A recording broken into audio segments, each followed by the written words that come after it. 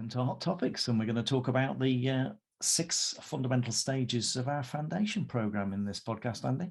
Yeah, Phil, definitely. I think it's good. I feel happy that we're launching it. I think it's something we've discussed in length, and I also think, in my opinion, that for many business owners new to the therapy world, doesn't mean you're new to therapy, but maybe new to therapy business. So you may have been that by putting the foundations in, or good foundations into your business, you're more likely, in my opinion, to go on and be successful. That's fair. I agree entirely, and you'd expect me to agree, really, wouldn't you? Well, I don't know. We've just done all about conflict in our last podcast, so you never know. We're all up for having those. But no, yeah, I think these are the things that we talk probably most about between ourselves, and so it's a really important part for us. Yeah, I agree. Absolutely. So where should we start then, do you reckon? Well, for me, I think we've got to start at the beginning. And I think if you are, wherever you are in your business, so if you're listening to this at the start of your journey, or you have been on your journey as a therapy business owner for some time, it's got to start with the end in mind and your vision, right? Yeah. Sometimes called purpose. Yeah.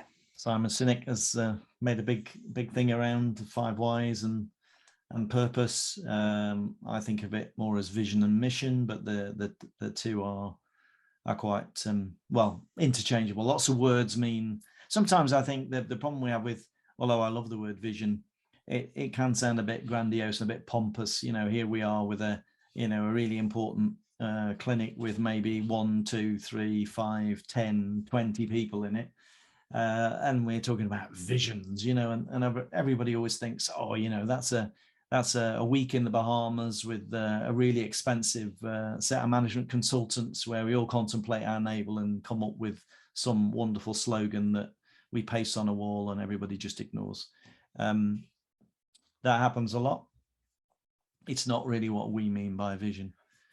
And I think that's the key. So helping individuals, be them experienced or be them startup, actually really to get a grip to who am I, what's this business about, what does success look like, what am I trying to achieve for the greater good of the business and the greater good of the world in which we support through our clients. What does that mean, and how do we narrate that? How do we capture that for ourselves so that we're clear, but then also how we transmit that, how we communicate that to the team as we grow, to our clients so that they understand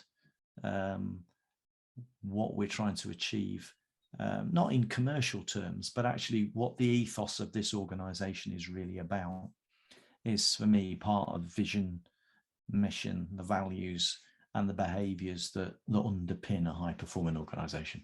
Oh, hugely. And I think there's 2 things that I take from that, and 3, if we could say that, this goes well beyond when we talk about this. When you download a business plan template and it says, what are your vision and mission statements? It's more than that.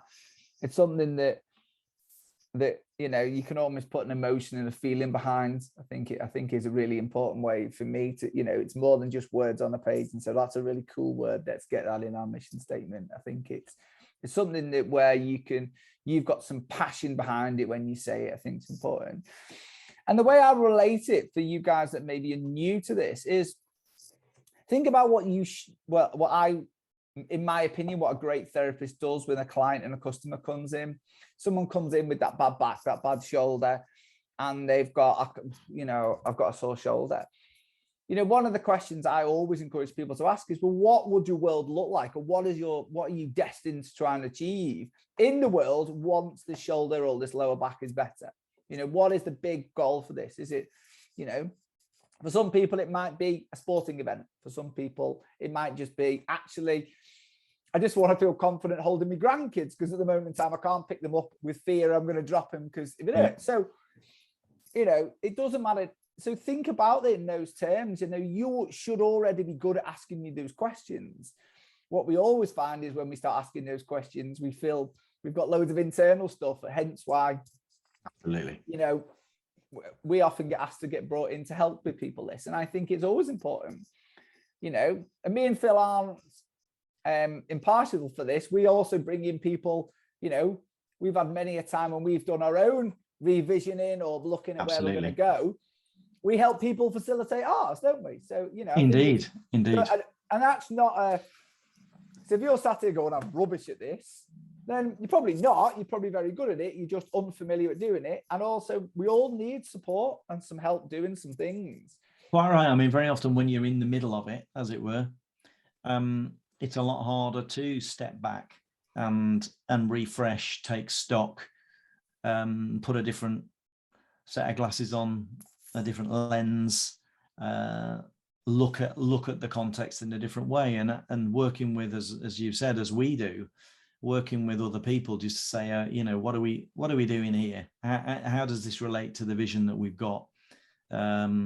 What progress are we making? What do we need to change? How do we develop it? So you know, a vision is the direction you're going to. The mission to me is the roadmap. It's what is it you're practically going to do then to actually get you towards the direction in which you're headed, which I guess then moves us really onto business ops, Andy. Yeah, and I totally agree, Phil. And I think it's important that you set direction. And then, you know, we talked around in our other podcast around conflict, we talked around setting expectations and the rules of the game. And I think this is very much where business operations can really help, because a lot of the times these are the day-to-day processes of how the business runs and functions. So, you know, when you do your notes, how you do your notes, how we're going to invoice, when we're going to invoice, all these kind of things. And these have to also be shared. You know, in our previous podcast, Phil talked very clearly around, you know, seeking to understand around what people's intentions were. But if people didn't know that they had to get this done by this date because you invoiced at this date, you can't really be telling them off if you've not explicitly explained that to them. So for me, business operations is around, you know, really understanding where you want to go and then thinking about what tasks or day-to-day things have to be taken back and by whom. You know, where the roles and responsibilities also sit within that, you know, and we can't just expect, this is something that we may talk around quite considerably, or certainly I do.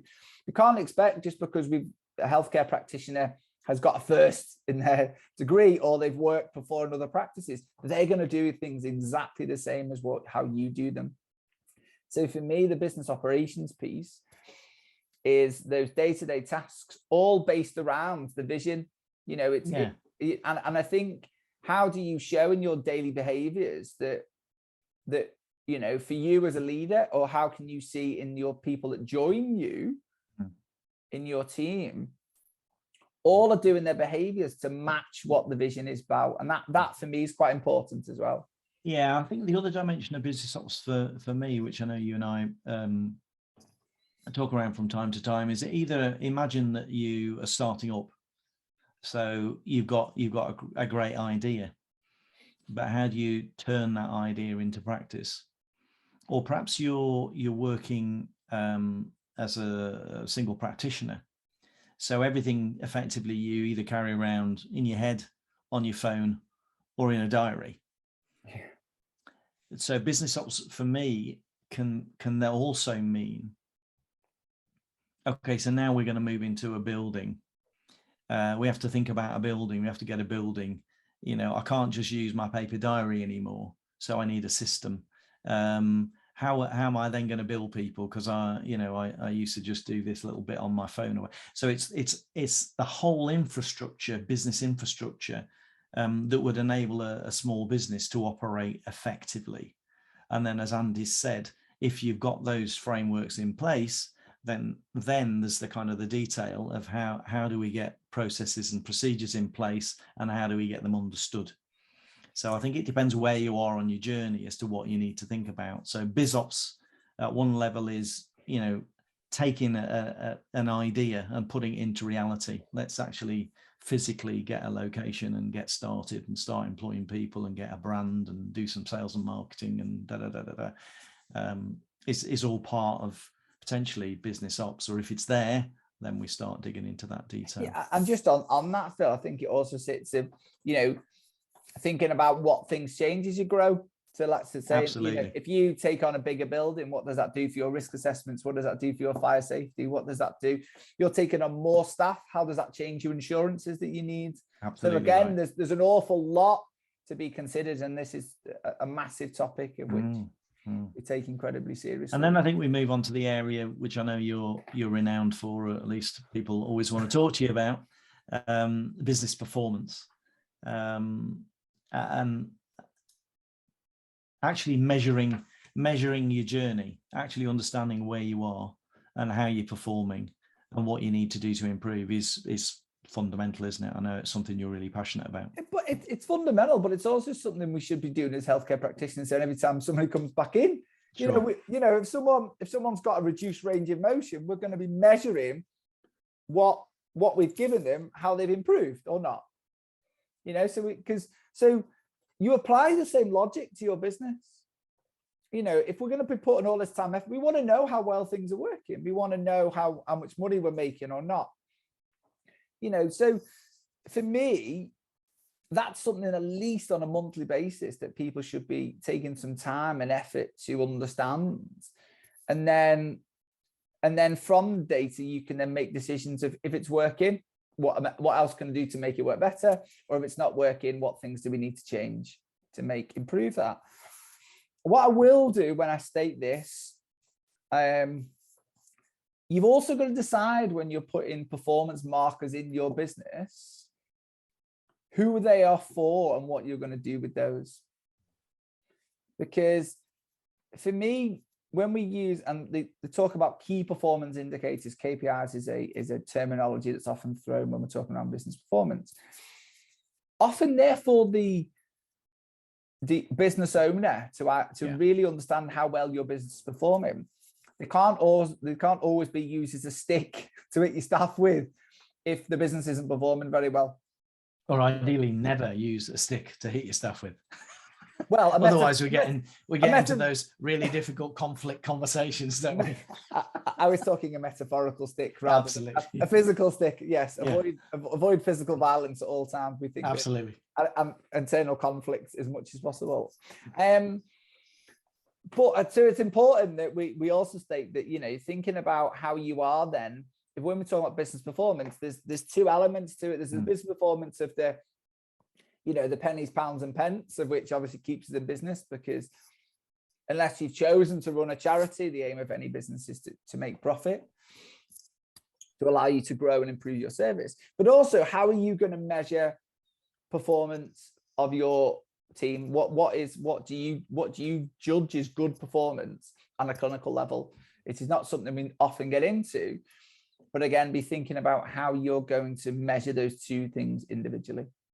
Yeah, and although we won't dip into it here, there's because I can talk about it for forever really. There is a fundamental difference to me between targets and measures, and we'll talk about more about that on the foundation program. So we know where we're going. We've got some ops and processes in place. We've got some measures to help us move our organization forward. We need some customers. Sales and marketing. Yeah. And before we start, so you'll recognize that we don't open with this. and firstly, the reason being is because there's no point, in my opinion, putting loads of time and effort into bringing loads of people into your business and doing your sales and marketing amazingly, and then disappointing them by poor internal ops, not having a team, or not really understanding what it is your business is all about. That only avoids you wasting money or you wasting reputation. So it's important to think about getting the key foundations, and we talk about a lot, and this is what we'll emphasize an awful lot on our foundation program, because it's important for us to put in some really good foundations into a business. Once you've got your vision set, your ops set, and you know how you're going to measure performance, then it's the bit that most people worry about, but actually is understanding who your customers are and how many customers you need. Because one of the things that we find, especially if you measure the performance indicators well, you know, it's very interesting. And I'll give you an example of why it's important to do this way. We were currently working with a business using a big growth strategy. And when we look back at the data, we actually recognize that based on the data, the retention, so how often was not as good as it could have been. And we seek to understand the reasons why, and we identified the reasons why, which meant if we could improve their retention by 10, 15%, they wouldn't actually have to have any new customers for 2 to 3 months because they would be at capacity. Yeah. So there's no point spending time, effort on the sales and marketing because they'll be bringing people in and wouldn't be able to fit them in anyway. So I think it's important that we look at this, that when we do set sales and marketing, we can then be very specific over how many customers we actually are looking to get. We can then be mindful of how we're going to get them. So again, there's this big thing about in sales and marketing. Well, it's about Google ads, it's about Facebook ads, it's about how good our website's performing. People still got customers before social media existed. Yeah. And actually in a relationship-based businesses, which most therapy businesses are, I think that's important. And if you've ever heard the work that we've done with the sales geeks, they talk around this in quite length. Most of us in relationship-based businesses, which means, you know, what can you be doing with people that are coming in to build relationships in a more organic way, which actually most of the time don't cost you any money. Yeah. But we're so focused on going, right, we need to do the next Instagram post that we think about that. So just to bring this point to a focus, I think when I was listening to you, what I could visualize was running a bath and leaving the plug out. Yeah. And you know, the water is the client feed, which you need to spend money on, but actually you're never actually going to get the balance right because the plug is lost performance, lost relationships, could be caused by a multitude of things within your business, which kind of leads us on nicely to talk about team. Yeah. Because team could be one of the factors that actually are causing you to have to spend more money on marketing because your team aren't necessarily performing in the way that you'd want them to. And that could be down to, again, a multitude of issues around their knowledge, their skills, their attitude, their aptitude, their behaviors, the judgments they're making in their day-to-day relationships within the business. And we're going to spend some time on the program actually thinking about the nature of team, the nature of individuals within teams, and what makes a high-performing team, which I know is fundamental at any size of organization. And for me, as smaller organizations, becomes even more critical because it's a bit more like a family setting where a small dispute at the dinner table can erupt into something catastrophic for the next 24 hours whilst everybody unpicks why somebody shouted at somebody. So whereas if you're in a big organization, it becomes a squabble out on the periphery that gets sorted and doesn't really cause any discomfort.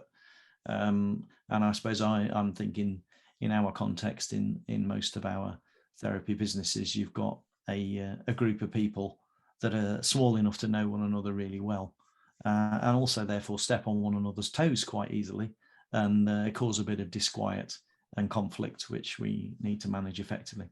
Yeah, certainly. My only additional point is sometimes your team could be the biggest sales and marketing. Absolutely. And I think that's the other thing. Yeah. Is we talk about sales and marketing, but sometimes you're, having a good team and having a good can be the perfect way. There seems to be this big fear of when people grow and they start taking on more team members that, well, why would people want to see them when I've been established so long? So again, understanding how to market your team correctly can be one of the biggest assets that you could have for your business. Absolutely right. Yeah. Well, if we've got a team, Phil, if we've got a team, Phil, then that also challenges us as leaders, right? Yeah, because in the good old days when we trained as a clinician, and then we got our first portable bed, and we set up in a gym or in a rugby club or wherever it was, it was all down to us. And then we got this big idea that we'd get our own premises, and then we get a bit successful, and too many people would be ringing us up. So we think we'll have to take on an associate or have to start employing people, and that can feel big and scary, for sure. And sometimes we get it right, and sometimes we get it wrong, and that's just how life is. And sometimes we're really successful and we develop people, and then they move off, and maybe they set themselves up, or they go on to bigger and better things. And I've always thought that was a tremendous plaudit on you as an individual, as a leader, and as a business. If you can achieve that, it certainly knocks a hole in your performance, because it then means you've got to recruit and start again. So whole piece around leadership and management, which also for me throws into something which I called organization design, which is, once you're bigger than one person, you have to be thinking about roles and responsibilities. And as we talked in business operations about the systems that we want to put in place to be able to make light work of what we're about and what we're doing, rather than sitting for hours and hours and hours at the end of a long day with bits of paper and a diary trying to work out who came when and who owes what. You want to streamline all that, ideally, so that nobody has to touch anything. And I guess what that then does is, the other kind of stage of separation in leadership potentially is you get to the point where actually maybe you're no longer hands-on. And I know for a lot of people that can be quite a challenge. And it's a decision that you have to make, because you don't have to step away. Right.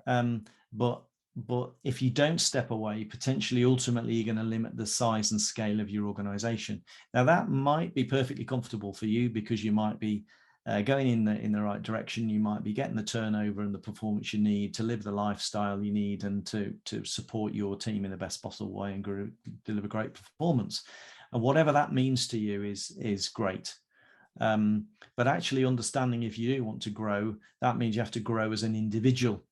And not in clinical terms necessarily, but in terms of who you are, what you stand for, what you believe in, and then how you develop, lead, manage a high-performing team to deliver just the same as you did when you had your portable bed sitting in a gym right at the very start. And we don't get that right all the time. So we got some shortcuts and some reflections that will help you think about what it is you need to do, and to hone and perfect your style as you go. Yeah, and I think that's a brilliant kind of summary of what we'll be covering over pretty much will nearly be a 12-month course for some people joining. And I think it's important to say that if you are listening to this and you think you could do with putting some foundations in, we're going to be doing this as a group cohort. So, because one of the things is, I think it's also nice to be surrounded by people who are going through a learning journey with you. It's nice sometimes, isn't it, when you realize you're not the only one. I'm not the only one that thinks like this. This is good. That can be daunting for some people, but trust me that we're going to create a very, very safe place where people can be incredibly open and honest. And again, just like we would do in a treatment room, it's that the confidentiality is there so that we help each and every one of you achieve these really good foundations of the business that you can be putting in place. And then that gives you some, like you said, some good key skills to then go and build and flourish and thrive on later on in your careers. So, and if you're interested in, I'm going to say, if you're interested in finding out more, then look at social media, look at our Facebook site, go to our website, familiar now to most of you, hopefully, but www.elevateyourclinic.com, and look out for the foundation program and find out some more there. So we look forward to chatting to you as part of the cohort in that foundation program. Fantastic. Yeah, look forward to it. And thanks again, Phil. Yeah, take care. Speak to you soon.